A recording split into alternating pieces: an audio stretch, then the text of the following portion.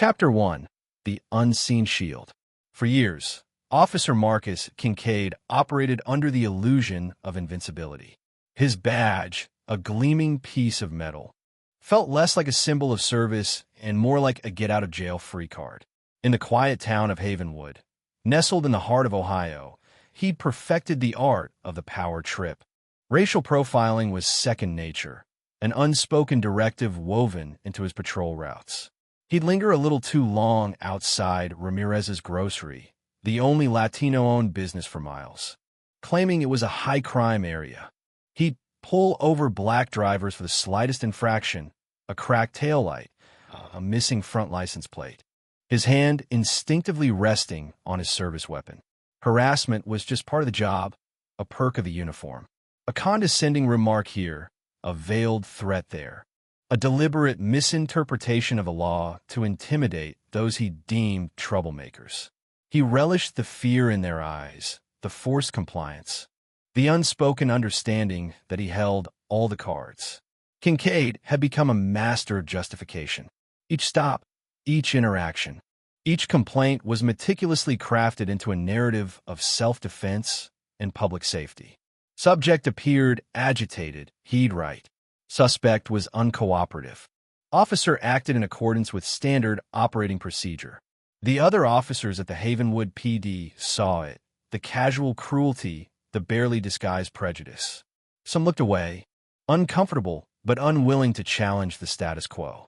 Others, a small but vocal minority, quietly cheered him on, reinforcing his sense of entitlement. But the complaints? They vanished. Kincaid brought in numbers, arrests, citations, metrics that made the town look tough on crime. He thrived on the quiet power, the silent fear, the unspoken acknowledgement that he was untouchable. Kincaid had started to believe his own lies. He saw himself as a righteous protector, a guardian against the encroaching tide of lawlessness. He justified his actions as necessary, even noble. But hubris, as the saying goes, precedes the fall. And for Officer Marcus Kincaid, the fall was coming swift and brutal. Karma, a force indifferent to rank and authority, was already set in motion. It was coming in the form of someone who knew exactly how to dismantle a corrupt system, one carefully documented violation at a time. Chapter 2. A Soldier's Resolve. Lieutenant Commander Alexis Lexi Walker was a force of nature disguised in a quiet demeanor. 22 years of unwavering service in the United States Navy, a veteran of 3 tours in Iraq, and a recipient of the Bronze Star for Valor, she embodied the very ideals Kincaid seemed to despise. But you wouldn't know it by looking at her. Lexi wasn't one for boasting or self-aggrandizement. Most days, you'd find her volunteering at the local YMCA, teaching self-defense classes to underprivileged girls, or mentoring at-risk youth at the community center. Everyone deserves a fair chance, she'd say, her voice firm but compassionate. But you have to be willing to fight for it. The same discipline and dedication that earned her the Bronze Star, she channeled into helping others. She understood the complexities of the system, the subtle biases that could hold people back. She was a master of navigating bureaucracy, a relentless advocate for justice. Lexi had faced her share of prejudice over the years. Being a woman of color in the male-dominated world of the military meant constantly proving herself, working twice as hard to earn half the recognition. But she refused to be defined by the limitations others tried to impose on her. Excellence is the best weapon against ignorance, she'd tell her mates. Let your actions speak louder than their words. One unremarkable Monday morning, Lexi was driving to a meeting at the Veterans Affairs office. She was behind the wheel of her older Volvo station wagon, a practical vehicle that reflected her no-nonsense personality. She was running a few minutes late, so she sped up slightly to make up for the lost time. Lexi had just finished an early morning workout at the gym, still wearing her faded Navy workout t-shirt, the same shirt she'd worn countless times on deployment. As she approached an intersection, she noticed a Havenwood police cruiser pulling out from a side street. Nothing unusual. She did what she always did, adjusted her rearview mirror, checked her blind spots, and kept both hands visible on the steering wheel. Standard procedure. drilled into her during countless security briefings and threat assessments. Lexi Walker didn't just know the rules, she lived by them. The light turned green. She drove through the intersection, maintaining a steady speed. The police cruiser stayed behind her, closing the distance, its presence a silent threat in her rearview mirror. A few blocks later, the flashing lights appeared, those familiar red and blue strobes that signaled authority and potential trouble. Lexi sighed, not out of fear, but out of weary resignation. Another day in America, another arbitrary traffic stop. But this one was different. Officer Marcus Kincaid had no idea he was about to pull over someone who had spent 2 decades training military personnel on proper conduct. Someone who meticulously documented everything. Someone who knew the law better than he did. Chapter 3. A Lesson in Authority. License and registration. Kincaid barked, his voice laced with arrogance. The tone suggested he'd already judged her, already decided how this encounter would play out. Lexi reached slowly and deliberately for her documents, narrating each movement. "I'm reaching for my credentials in the glove compartment, officer." She handed him 3 items, her driver's license, her vehicle registration, and her military identification card. Kincaid barely glanced at the first 2, but the military ID caught his attention. His face tightened, a mixture of suspicion and thinly veiled disdain. "You expect me to believe this is real?" Lexi kept her voice steady and professional. "Yes, sir. I'm Lieutenant Commander Alexis Walker, currently assigned to the Naval Reserve Center in Columbus." Kincaid scoffed. "Right, and I'm the Chief of Naval Operations. Step out of the vehicle now."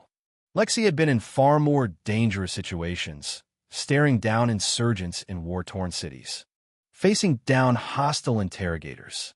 But something about the way Kincaid's hand hovered near his holster, the predatory glint in his eyes, told her this stop was about something more than a simple traffic violation. "Officer," Lexi said, reading his nameplate, "Officer Kincaid. May I ask why I'm being asked to exit my vehicle?" She was recording the entire interaction on her smartphone, carefully positioned on the dashboard. Another habit ingrained through years of military training. "Because I said so," Kincaid snapped, his face contorting with anger. "Turn off that phone now." Lexi didn't move. "Sir, I have the right to record this interaction. Could you please state the reason for this stop?" Kincaid's smirk turned ugly. "Playing lawyer now, huh? Fine. I saw you speeding back there. You were weaving all over the road, like you were drunk." Lexi knew she hadn't been speeding or weaving. Her vehicle's onboard computer recorded every aspect of the drive, and that data would be available later to prove her innocence. She stepped out of the car, still calm, still professional. Other vehicles were slowing down, their occupants witnessing the unfolding drama. Kincaid grabbed her arm, his grip tight enough to cause bruising. "Spread your legs, hands on the car." Lexi's voice remained controlled. "I believe this constitutes excessive force." The handcuffs clicked into place before she could finish the sentence.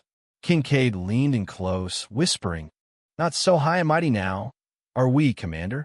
As he shoved her toward his patrol car, Lexi caught a glimpse of her phone, still recording. She'd seen that look in Kincaid's eyes before, in the faces of those who believed power made them invincible. But Alexis Walker hadn't spent 22 years serving her country to be bullied by someone who dishonored his badge. This wasn't just about her anymore.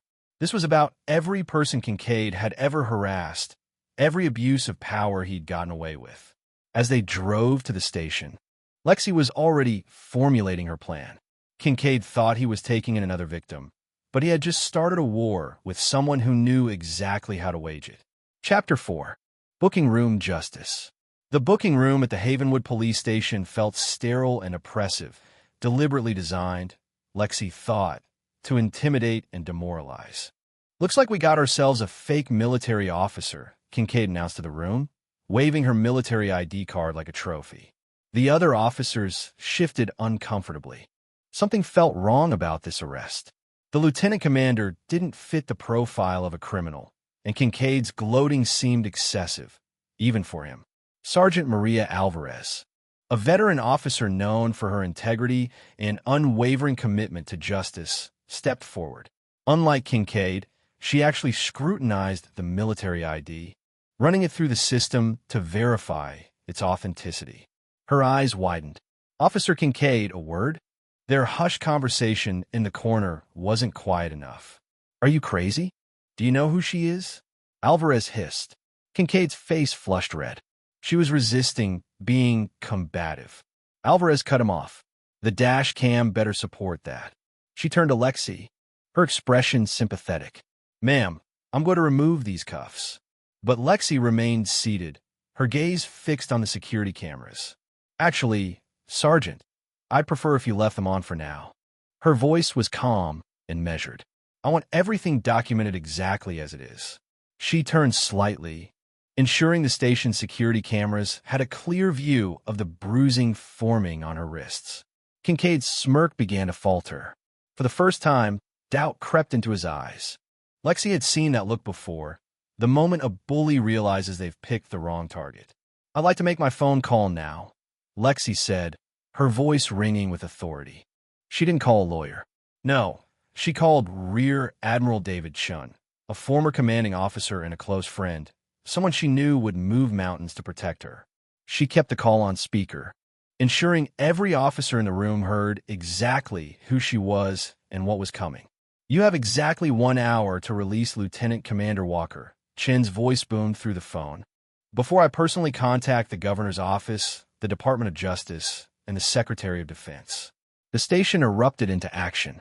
Alvarez was already pulling Kincaid into an office. The cuffs came off, forms were being shredded, and apologies were being stammered. But Lexi wasn't done. She stood up, rubbing her wrists, and addressed the room. I want every officer who witnessed this to know something. Her voice carried the weight of 22 years of command. What happened today ends here. Not just for me, but for everyone who couldn't fight back, for everyone who didn't have a Rear Admiral Chun to call. As she walked out of the station, Lexi pulled out her phone and made another call. This time, she contacted a local civil rights attorney named Ms. Elena Rodriguez, someone who had been compiling complaints against Kincaid for years, waiting for a case strong enough to stick. Lexi Walker didn't just want Kincaid suspended. She wanted to change the entire system that made him think he could get away with it. And she had just enough evidence to do exactly that. Chapter 5. Shadows in the Precinct. The next morning, Kincaid sauntered into his precinct, attempting to project an air of nonchalance. He noticed a few subtle changes. The averted gazes, the hushed whispers. His usual parking spot was taken, and his favorite coffee mug had vanished from break room.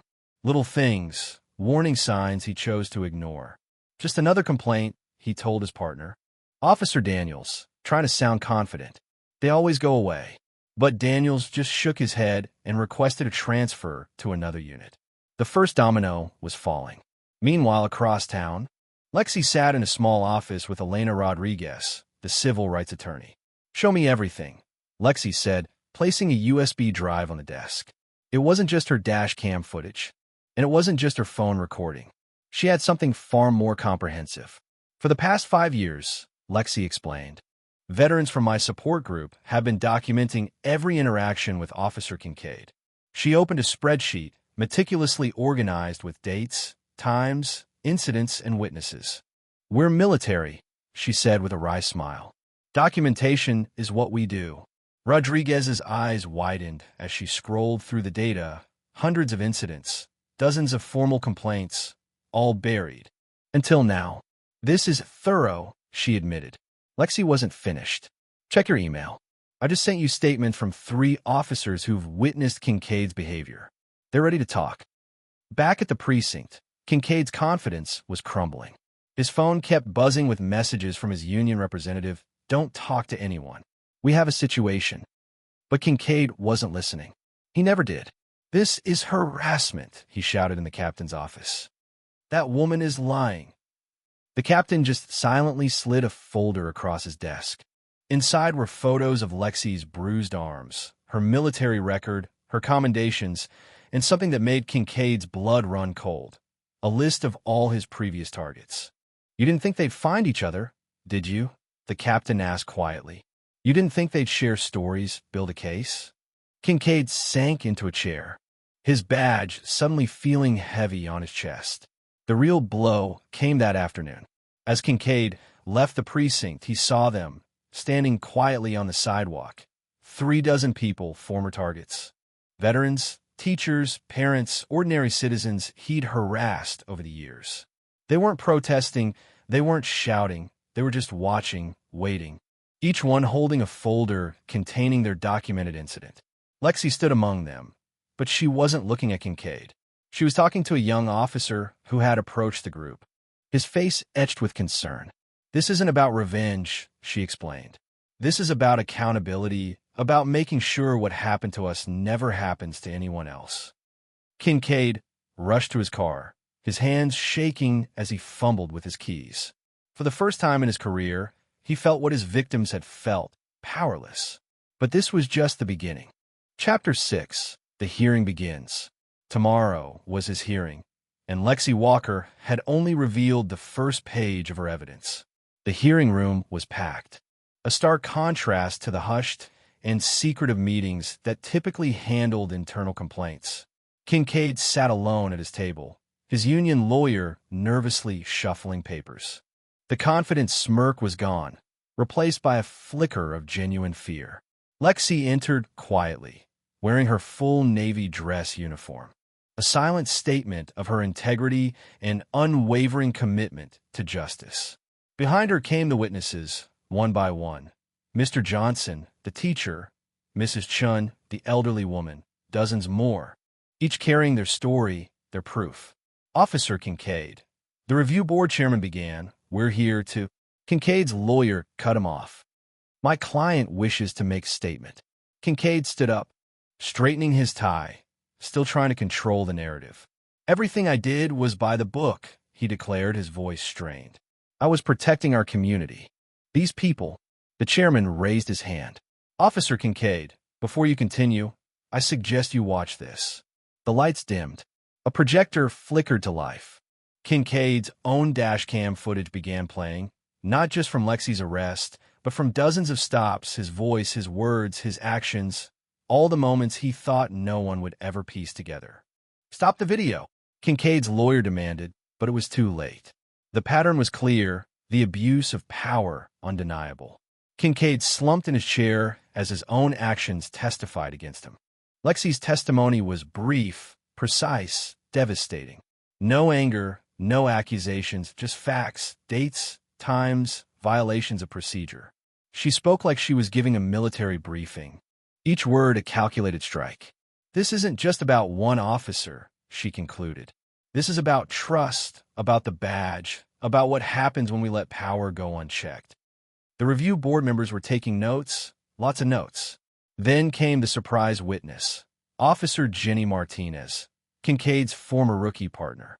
I was taught to protect and serve, she said, her voice shaking, but what I saw, what he made me participate in, it was wrong. Her testimony brought several board members to tears. Kincaid's lawyer passed him a note. Take the deal. But Kincaid crumpled it up. He still couldn't believe this was happening. Still couldn't accept that his actions had consequences, still thought his badge would save him. The chairman called a recess. As people filed out, Lexi overheard two board members talking. In 20 years, one whispered, I've never seen evidence this thorough. The other nodded. It's not just a case, it's a wake-up call. Kincaid stood alone by the water cooler, watching as his former colleagues avoided eye contact. The thin blue line he'd hidden behind for so long was dissolving before his eyes. And the worst part? This was only day 1 of the hearing. Chapter 7. The tide turns. Day 2 of the hearing began with a bombshell. Sergeant Alvarez took the stand, her hands steady as she opened a worn leather notebook. I've documented every concerning incident involving Officer Kincaid for the past 3 years, she said. I just never had enough proof to act until now. Kincaid's face went pale. His own supervisor, the one he'd bragged to countless times about his methods, had been recording everything. On March 15th, Alvarez read, Officer Kincaid stated, and I quote, "These people need to learn their place. He was referring to a group of minority business owners who'd filed complaints. The board members exchanged glances. Kincaid's lawyer stopped taking notes. The real turning point came from an unexpected source. Tommy Chun, the IT specialist from the precinct, wheeled in a cart of hard drives. "Officer Kincaid asked me to clean up some dash cam footage last year," he said quietly. "I made copies instead." The footage played, Kincaid's voice filling the room. "Turn off that camera. Delete this. This never happened." Each clip another nail in his coffin, each command proving consciousness of guilt, each moment showing exactly who he was when he thought no one was watching. Lexi sat silently, watching Kincaid's world crumble, not with satisfaction, but with a soldier's understanding of duty. This wasn't revenge. This was accountability. "I have one more witness," Rodriguez announced. The doors opened, and in walked Katie Kincaid, Officer Kincaid's own daughter, a rookie cop in a neighboring precinct. Kincaid half stood, shocked. "Katie, don't." "I'm sorry, Dad," she said, her voice firm. "But what you did, what you taught me, it was wrong. I became a cop to protect people, all people." Her testimony about growing up watching her father abuse his power left no dry eyes in the room. Kincaid finally broke. The facade cracked, 20 years of arrogance crumbling in an instant. I never meant," he started, but there was nowhere left to hide, no excuse that could cover the truth. As the day ended, Lexi overheard two veteran officers talking. "You know what's crazy?" One said. "She could have gone for revenge, could have made this ugly. Instead, she showed us how to clean our own house." The board chairman announced they'd deliver their decision tomorrow. But everyone in that room already knew that justice doesn't always come with a bang. Sometimes it comes with paperwork, witnesses, and the quiet courage of people finally standing up to say, "No more." Chapter 8, Judgment and Aftermath. The final day arrived, heavy with inevitability. The hearing room was standing room only, packed with officers, community members, and even a few retired judges. Everyone knew this wasn't just about Kincaid anymore. This was about setting a precedent. Kincaid sat slumped at his table, his uniform no longer crisp, his badge conspicuously absent. The man who once swaggered through the precinct could barely meet anyone's eyes. His lawyer had stopped trying to object. The evidence was too overwhelming. The board chairman cleared his throat. "Before we announce our decision, Lieutenant Commander Walker has requested to make a final statement." Lexi approached the podium, her posture perfect, her voice clear. "I'm not here to destroy Officer Kincaid," she began. "I'm here because power without accountability destroys itself, every time. Officer Kincaid abused his authority," she continued. "He didn't just hurt his victims. He betrayed every good officer who wears this uniform with honor." She turned to face Kincaid directly. "You had a choice every morning when you put on that badge. You could have been a guardian. Instead, you chose to be a bully. And bullies, Officer Kincaid, eventually meet someone who stands up to them." Kincaid finally spoke, his voice barely a whisper. "I was just doing my job." Lexi's response was measured but firm. "No, sir. You were doing exactly what you wanted to do. There's a difference." The chairman stood. "Based on the overwhelming evidence presented, this board recommends immediate termination of Officer Marcus Kincaid's employment, full revocation of his law enforcement certification, and referral for criminal charges where applicable." But it was the second part of the ruling that made history. "Furthermore," the chairman continued, "we're implementing mandatory review of all previous complaints against officers, establishing a civilian oversight committee, and creating new training protocols." The chairman looked directly at Lexi. "Lieutenant Commander Walker has agreed to assist in developing these programs." Kincaid's daughter, Katie, still in her rookie uniform, approached her father. "Dad," she said softly, "this is what accountability looks like. This is how we restore trust." She placed her own badge on the table. "This is what the badge is supposed to mean." As the room cleared, Lexi overheard two veteran officers talking to their rookies. "Remember this day," one said. "Sometimes the bravest thing isn't running into danger. Sometimes it's standing up and saying, 'This isn't right.'" Kincaid walked out alone, no longer untouchable, no longer powerful. Just a man who had finally learned that a badge isn't a shield from consequences. It's a symbol of responsibility. Lexi watched him go, feeling no triumph, no joy, just a quiet satisfaction that maybe, just maybe, the next Officer Kincaid would think twice before abusing his power. Because now they knew someone would be watching, someone would stand up, someone would fight back. Chapter 9, Ripple Effects. 1 year later, Lexi stood before a new class of police cadets, her military uniform exchanged for civilian business attire. The training program she helped develop was now mandatory across 3 counties. More importantly, complaints of abuse had dropped by 60%. Kincaid, last Lexi heard, was working as a night security guard at a mall, humbled by the very thing he used to ignore: consequences. His daughter, Katie, became one of the department's most respected officers, known for her fairness and community engagement. But the real change wasn't in the statistics or new policies. It was in the small moments. Like when Officer Alvarez pulled over a young black teenager last week. The kid was terrified until Alvarez explained exactly why she'd stopped him, showed him her body cam was on, and treated him with respect. That's what real police work looks like, Lexi thought. Chapter 10, The Price of Justice.